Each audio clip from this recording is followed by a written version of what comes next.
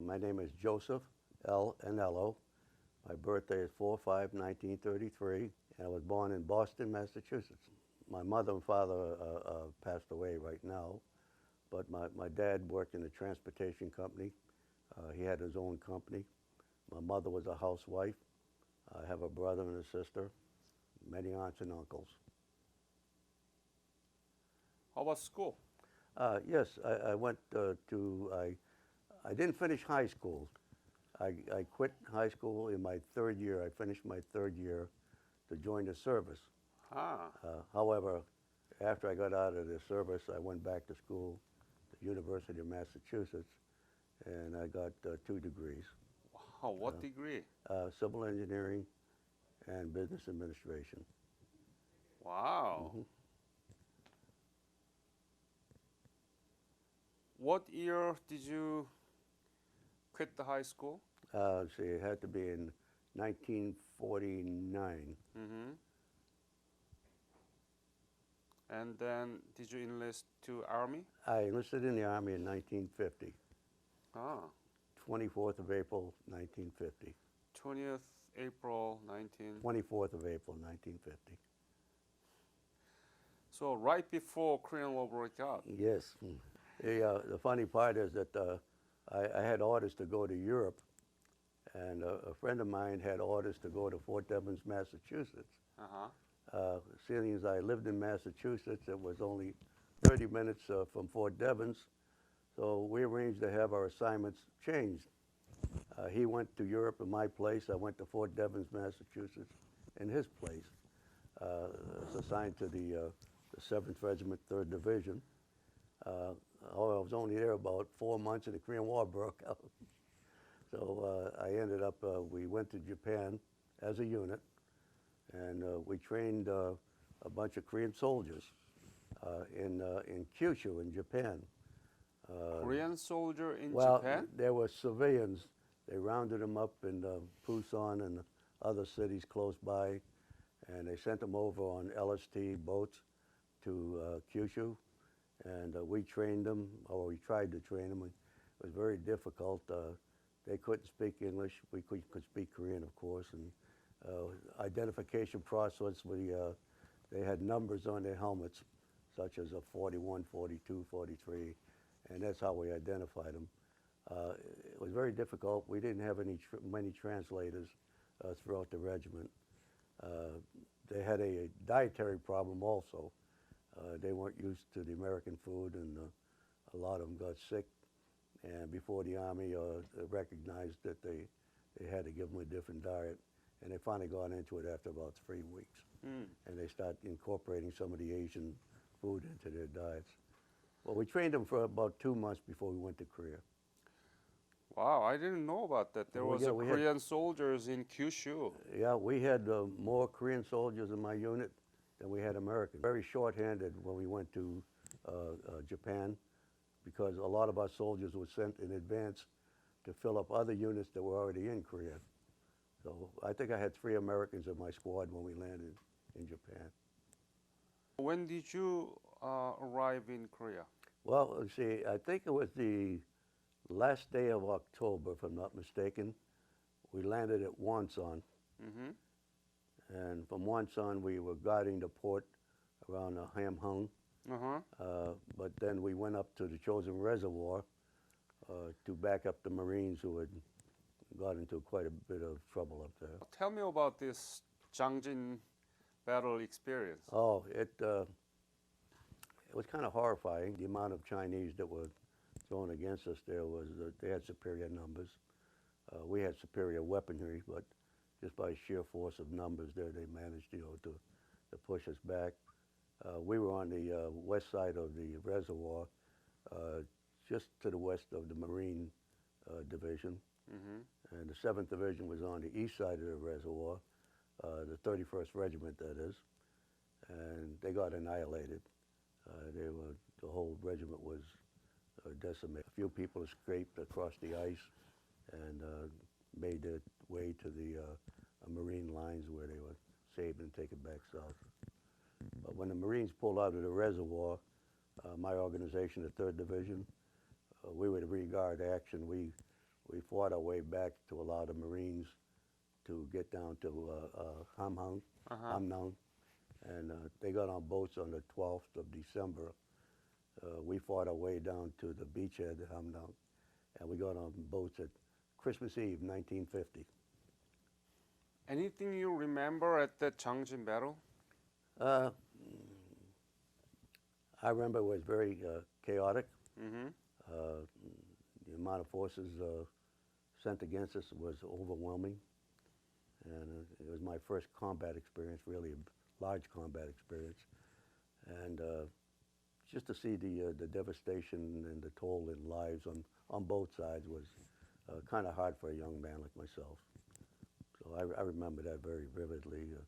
A lot of the bodies stacked up and frozen, and when they evacuated, they had to break limbs to get them onto the truck there to stack them up like cordwood to take them back. So that's a very vivid imagination that I have, the thoughts that I have right now. Horrible scene. It was very, very horrible. You know, to see human beings like that, it's just an unnatural thing, and it was kind of hard to take initially. If there's such a thing as getting used to it, I don't think we ever really did, but I guess we tolerated it after that and just accepted it as a fact of life. Were you scared? Oh, you're damn right, sir, I was, yeah. But you know, during the action, you're not scared. At least most of the people I know weren't.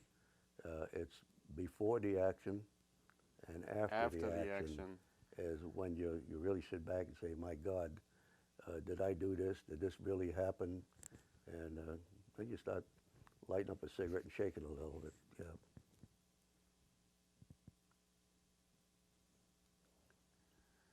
And then what happened? Well, we evacuated on Christmas Eve, 1950, Mm-hmm. and we went down to Pusan, and we were re-outfitted with the weapons.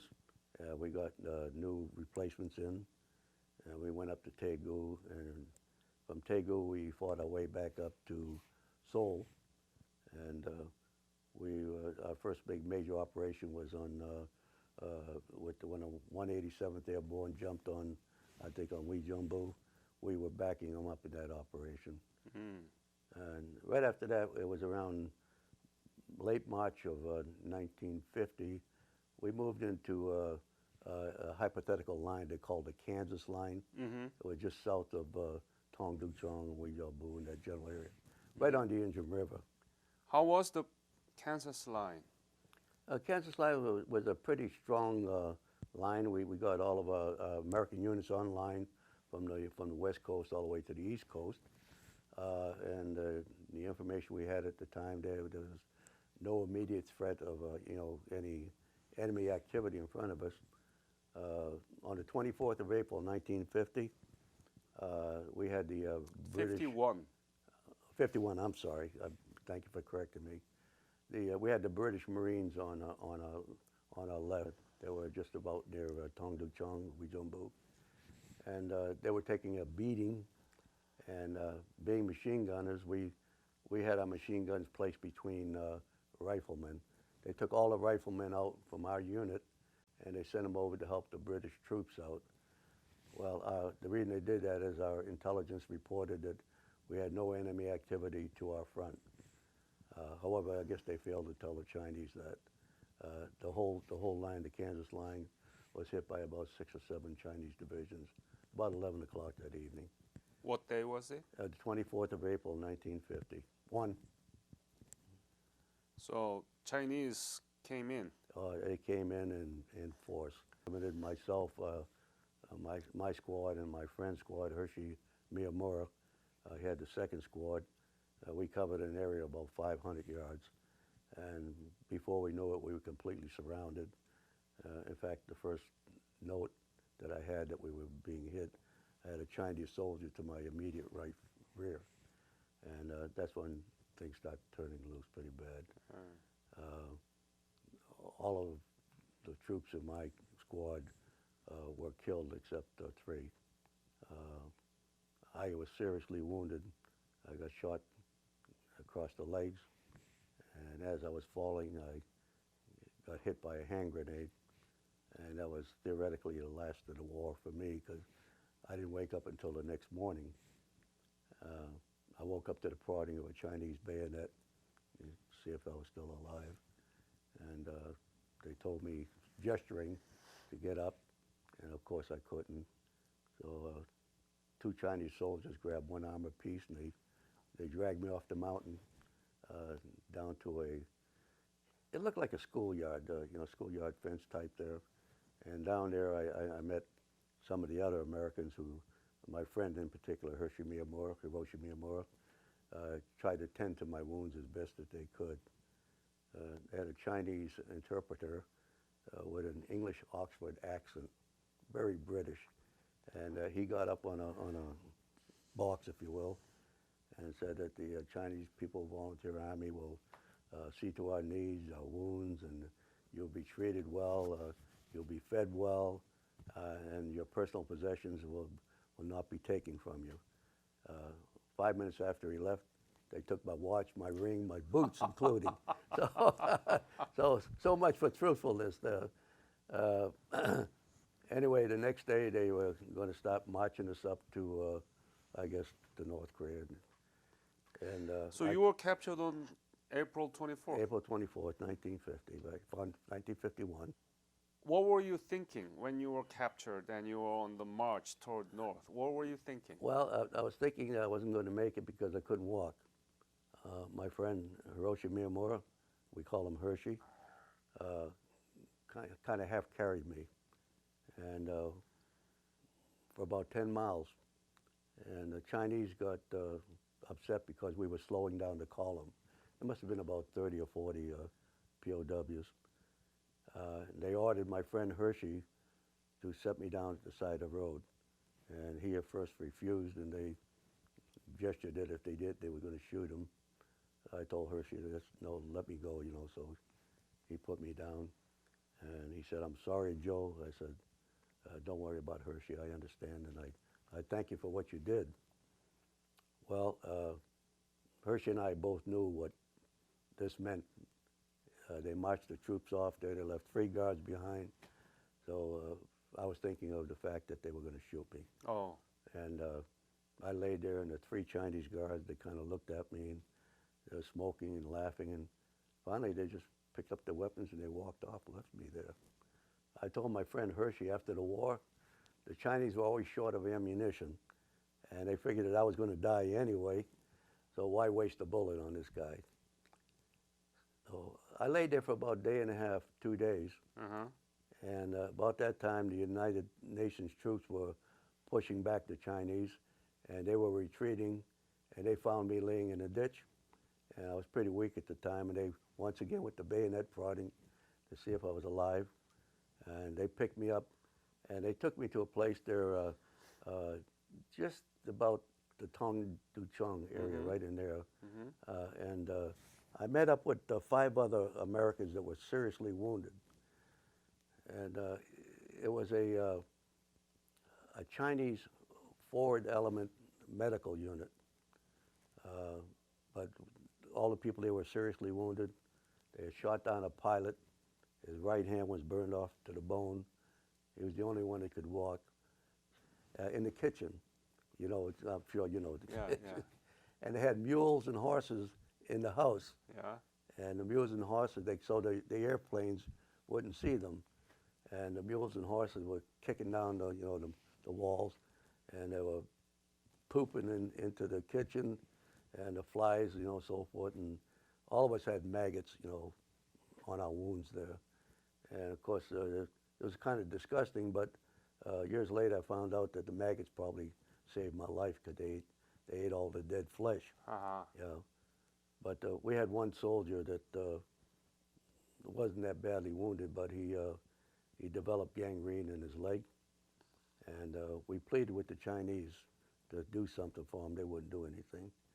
And So you were still captive of Chinese soldiers? Right. We asked them if they would give us a knife, and we would attempt to cut his leg off because it was black. And they refused to do it. And about 2 days later, he died.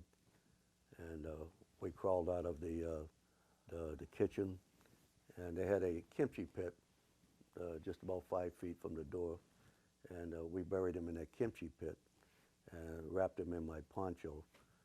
So the pilot and I talked. We were there now for about a month at the time, and we told well, they weren't feeding us, they weren't taking care of our wounds, and a couple of our other friends there that they probably had about 2 or 3 weeks left before they were going to die. So we decided we're going to have to escape, and he and I crawled up the hill at night, and we made a POW sign out of rice straw with an arrow pointing to the house. So we came back down and talked to the other 4 remaining POWs, and we told them what we had planned, and the reason we did that is because if one of us escaped or both of us escaped, we didn't know what kind of retribution the Chinese would take, you know, against the others. But they all agreed. They said, okay, fine, we got to do something. So then it was between the lieutenant and the pilot. And I told him I was born and raised in Boston. I could swim like a fish. If you get me down to the Indian River, I'll make it. He said, no, I'm stronger than you, Sergeant. He said, I'll go. But if I'm not back within 3 days, you try to get down there. So he went to a farmer that was living in a bombed out house about maybe 80 yards from where we were. He had his wife and 1 child. And this is going to be interesting later. He traded his flight jacket to the farmer for a sack of gruel. And just no nutritional value. You just eat it with some water. It fills up your stomach. And it's like no nutritional value. And we had enough for about 3 days, so that's why we figured 3 days. So he went down to the river one night, supposedly to get water for us, and kept on going. And about 2 days later, 2.5 days later, he made contact with a Katyusha unit, or a Korean unit, and they brought him over to the 1st Cavalry. And the 1st Cavalry, they told him what happened, and they sent a task force, 5 tanks up about 50 kilometers into enemy territory to get us. And the 3rd morning, aircraft came over and shot up the hills around us to keep the enemy away from our shack. And about a half hour later, the tanks came in, and they surrounded the hut we were in. They put us on the leeward side, and they were blasting the hills and so forth and so on. And then we backed off, and we were home free. Oh, you're saved. Yeah, saved, yeah. But an interesting sideline, I went back to Korea in 2006 and 2007 with the JPAC unit. I don't know if you know what that is. I know. Okay. I went back with them with a forensic archaeologist and a couple of service members from each service. And we scoured the place that we thought they were buried. And of course, things were different. A lot of vegetation, nothing burned out. And there was this guy, Mr. Lee, a farmer. He had a pear orchard.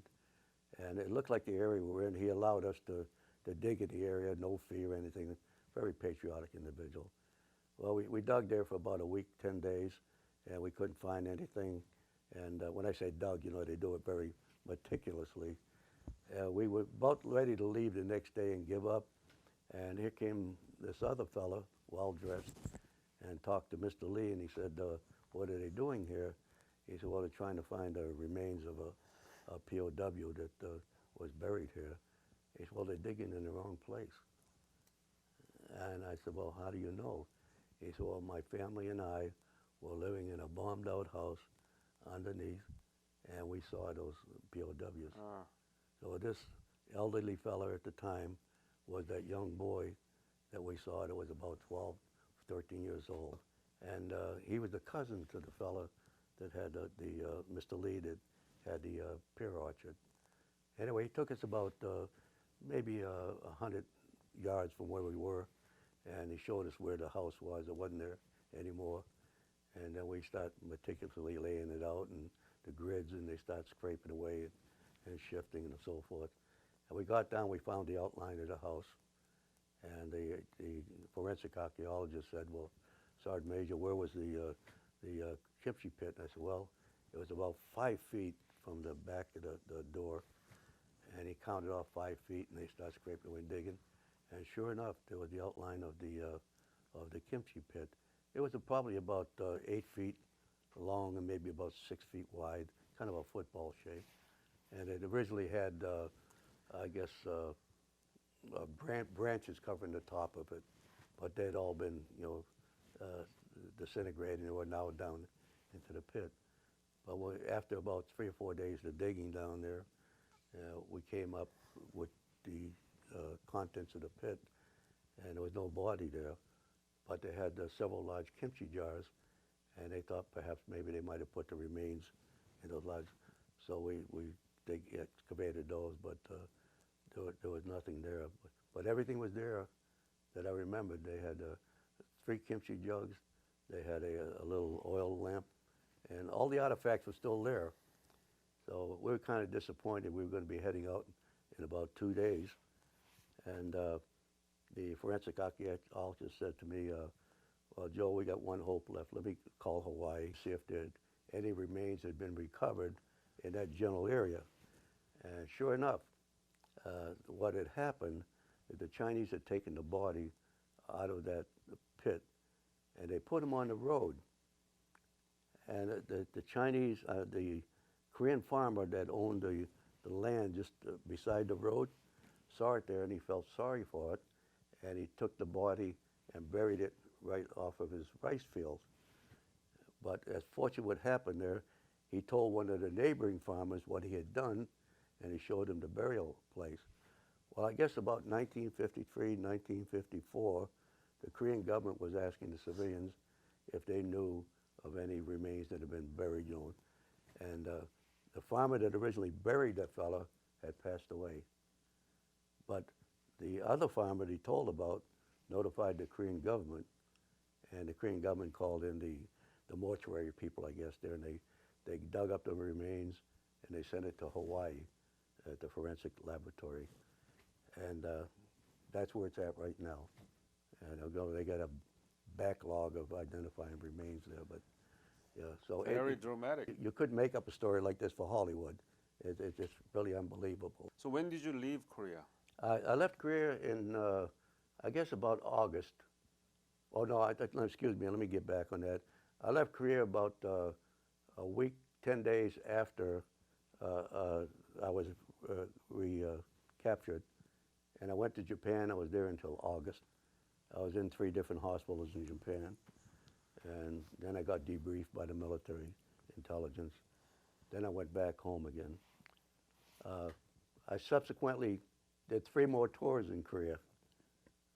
Are you sure? I was there in 55, 56, 57, 58, 59, 64, 65, 66, and I left in 67. Almost 8 years. Why did you choose to go back? I didn't, originally, I didn't. Let me tell you what happened. I went to the Defense Language Institute in Monterey. Well, it was the Army Language School then. And I had put in for Chinese Mandarin and Chinese Cantonese, and I was approved for the school. Well, but the time that I was going to go to school, the war ended in Korea, and they didn't need any more Chinese interpreters. But they asked me if I wanted to go to Japanese language school. So I said, yeah, that's great. And so I knew that I can get there. So I spent a little over a year at the Army Language School, learning Japanese, reading, writing, military tactics and whatnot. And when I graduated, I really put my heart into the school, studied hard. And when I got to Seattle, Washington, with orders to go to the 500th MI in Japan, I was stopped and said, my orders have been changed, you're going to Korea. And I said, well, no, I studied too hard. I want to go to Japan and use my language capabilities. They said, no, we have an unbalance of MOSs and a combat NCOs, and you have to go to Korea. And I said, well, I'll pull out my ace in the hole. I said, you can't send me back to Korea because you can't send a POW back to the country in which he was a POW. And the sergeant pulled out a message from Washington. He said, well, he says, not true anymore. We can send you back to Korea, but to a non-combat unit. I said, well, that's crazy. If I can't go to a non-combat unit, that's the reason you're sending me there, but I can't go there, you're going to send me to an administrative unit. That don't make sense. So anyway, make a long story short, he said that if I still wanted to go to Japan, to send him a letter, which I did, and he got me assigned to Japan after my last, tour in Korea in '54. My friend Hiroshi Miyamura is in Korea. Well, he should be home today. He wanted me to go with him. I couldn't go, but he was only going for 3 days.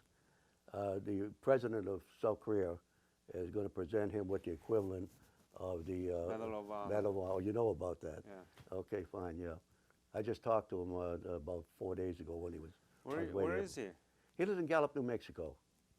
Yeah, I travel all over the country with him, and we've been back to Korea 2 times together. When did you go back? We went back in 2005 and 2009 with the Return to Korea program. Right. What did you see there? Oh, the improvements are astronomical. I can't believe it. Even as far as 1965, 66, my wife and I drove from Seoul down to Daegu, dirt roads, and we had to ford a river before we got there, and I had a old Ford Falcon station wagon. So when I went back on that last occasion, I just, my eyes couldn't believe what I saw there. It was the advances they made there are astronomical, really. So I felt that all these years that the 53,000 people that lost their lives from our country, I think the sacrifice was well worth it to see what Korea has done for themselves. That makes me proud that I was over there. When did you marry your wife? I married my wife in 1959. Her uncle worked for me. I was the operations sergeant down at ASCOM, and my job was to receive troops from the United States and send returning troops back to the States, either by boat or by air. And her uncle worked at the transportation division, and I used to arrange with him the amount of transportation we needed, based on the number of people we had incoming and outgoing. Go down to Incheon, load them on the boats and so forth, offload the troops coming in, get them reassigned throughout Korea.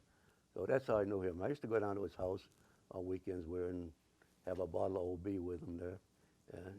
So we were good friends. And then my wife was supposed to marry some Korean fella there from Busan. Oh. Her father's very well-to-do. He had a big factory down in Busan. But anyway, make a long story short, she came up to see her uncle, and that's when I met her. And And you stole her. yeah, but her father disowned her for about 10 years. Oh. Yeah, it was really, really sad. I felt bad for my wife there. Oh. But we went back again in 1965 when I went to Daegu. Yeah. I was a sergeant major down at Daegu, and the Korean Military Advisory Group. And her brother came up to see us, then her sister, and they figured, well, maybe I wasn't such a bad guy after all. So they kind of smoothed things over with the family. Good for you. Yeah, thank you. So you were very happy. I was for my wife, very, very, very happy. Yeah. What is Korea to you? Korea to me? Did you know anything about Korea before you left for No. Korea? In fact, I had only read a smidgen of things about Korea, like some of our troops went to Korea right after the war. World War II. Yeah, right after World War II, to kind of take the country away from the Japanese and disarm them and so forth, because the Koreans, and maybe rightfully so, were slaughtering a lot of the Japanese that they could. But unfortunately, the Korean government couldn't run without the Japanese at that time. They controlled the railroads, the police stations, and the government offices and whatnot. So it took a little while before they actually broke in where the Koreans could take over. So what is Korea to you? What is it to me right now? I think it's a land that the people fought for their freedom. They gained it, and the ingenuity they have and the hard work they have has proved that to make them one of the outstanding countries in the Far East right now. Are you proud of your service? Oh, it's very, very much so. I served in Vietnam also, beside Korea there. Yeah. No, I am. If I had to do it over again, I would. Really? I would, yeah. it's hard to put into words there, but I think at the time we realized that we were fighting for a cause, stemming the communist invasion. Because I think if the North Koreans and the Chinese had taken over South Korea, it was just a stepping stone, into Japan and the other islands over You went to Japan how long after you were captured? there. About 10 days, Oh, yeah. And I was in a hospital in Kyushu, a hospital in Yokohama. no, I mean, you captured April 24th. Right.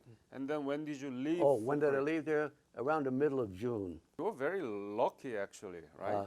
I was lucky in the fact the Chinese didn't shoot me. Yeah. I forgot to mention there that after the Chinese picked me up, we were going up to that hospital area, and we got strafed by our own troops, our airplane. And of course, the Chinese, they dove for the ditches, and Right. I was tied in one of these push cart with the bicycle wheel type Yeah, thing. yeah. So that was another time I escaped death. You study civil engineering and business That's administration. right. Hmm. Wow, that's quite an Yeah, accomplishment. well, I was going to school in the evening while I was in the service, working toward the business administration. Uh-huh. In fact, I went to Safai University in Japan, and to study advanced Japanese too at the same time there. So you speak both Chinese and Japanese? Well, the Chinese is kind of limited. Mayo, no. That was the first thing you learn from the Chinese. Mayo, Mayo, no, mayo. no. Yeah. Korean, I speak enough to get by. And Japanese, I do very well in it. I think education is the key to advancement. And I visit a lot of schools, talk to them about the Korean War experience, and I try to emphasize their stay in school. Education is the key to success. And Korea is the only country in the world that I know of in my lifetime that has shown appreciation to the Americans for what they did for their country. I've never seen it from France. I've never seen it from England. I've never seen it from Germany. And I've never seen it from Japan. But the Korean people, and I'm talking about the ones in Korea and the United States, every year, 2 or 3 occasions, they show their profound appreciation for what we did for them. And that makes me feel terrific. Thank you so much again for sharing your story. Okay, and sir. thank you for your fight. Well, thank you very much.